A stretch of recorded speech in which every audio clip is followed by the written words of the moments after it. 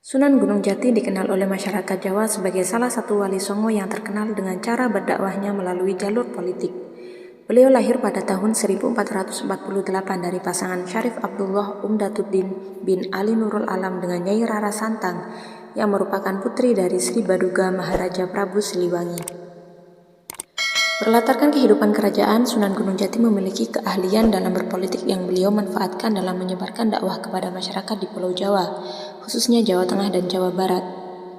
Sunan Gunung Jati memiliki nama asli Sultan Syarif Hidayatullah Al-Azmat Khan yang lebih dikenal sebagai Syarif Hidayatullah. Selama masa berdakwahnya, beliau tetap dipanggil dengan nama Syarif Hidayatullah atau Sultan Cirebon karena beliau menjabat sebagai Sultan kedua di Cirebon pada masa itu. Lantas, dari mana datangnya sebutan nama Sunan Gunung Jati? Berbeda dengan sunan-sunan lainnya yang mendapatkan julukan pada masa berdakwahnya, penamaan Sunan Gunung Jati ini ada setelah beliau wafat. Setelah wafat, beliau dimakamkan di Bukit Gunung Jati yang ada di Cirebon. Berhubung dimakamkan di sana, masyarakat lebih sering memanggil beliau dengan sebutan Sunan Gunung Jati yang memiliki arti Sunan yang dimakamkan di Gunung Jati. Berhubung dirinya berdakwah di jalur politik, nama Sunan Gunung Jati ini memiliki julukan sebagai politikus ulung karena telah berhasil menaklukkan banyak kesultanan di daerah Cirebon dan Banten. Keahlian beliau dalam berdakwah lewat jalur politik membuatnya diangkat sebagai Sultan Cirebon. Berstatus sebagai Sultan, Sunan Gunung Jati menjadi wali songo satu-satunya yang memimpin pemerintahan secara resmi. Awalnya ada Sunan Giri yang memerintah kerajaan Giri, namun kerajaan Giri tersebut tidak masuk dalam wilayah kerajaan resmi yang ada di Pulau Jawa. Dengan kepiawaiannya dalam berpolitik, Sunan Gunung Jati bisa mengubah Cirebon menjadi pusat industri niaga terbesar di Pulau Jawa. Seiring dengan banyaknya pendatang dan orang yang berdagang di Cirebon, ajaran Islam mulai dikenal hingga ke keluar Pulau Jawa. Saat menjabat sebagai Sultan Cirebon, beliau membangun banyak masjid dan pesantren di daerah Jawa Barat dengan basis dakwah yang berlokasi di Cirebon. Beliau juga menerapkan ajaran Islam dalam setiap transaksi jual-beli, sewa-menyewa, hingga bagi hasil dengan menggunakan akad. Sunan Gunung Jati juga telah mengubah sistem dan struktur kepemerintahan dengan dasar kekuasaan religius yang mengajarkan kalau kekuasaan bukanlah berasal dari manusia, melainkan dari Allah SWT. Ajaran ini membuat pemerintahan yang dijalankan bisa terhindar dari hal-hal buruk atau sifat tidak terpuji yang dilakukan oleh pemegang kekuasaan. Selain memiliki keahlian di bidang politik, Sunan Gunung Jati juga memiliki keahlian lainnya. Tercatat ada 4 keahlian utama yang dimilikinya, yaitu 1. Ahli pendidikan.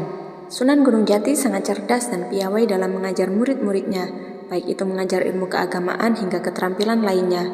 Beliau akan masuk ke dalam pelosok-pelosok desa guna memberikan pendidikan secara gratis kepada masyarakat setempat yang kondisi ekonominya kurang baik. Berkat cara mengajarnya yang piawai inilah para muridnya yang berasal dari luar daerah bahkan rela datang ke Cirebon pada malam Jumat setiap 1 bulan sekali untuk mendengarkan pengajian dari Sunan Gunung Jati.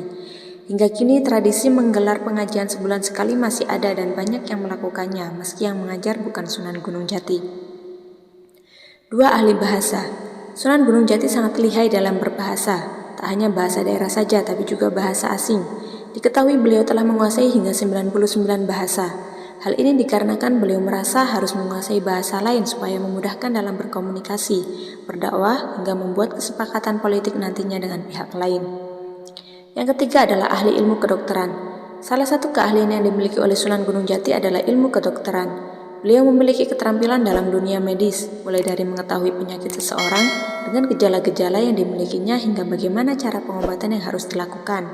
Konon ada yang menceritakan kalau beliau pernah bertemu pasangan suami istri yang berselisih paham mengenai perut istrinya yang membesar. Sang suami mengatakan kalau istrinya hamil, sementara sang istri mengatakan kalau dirinya tidak hamil.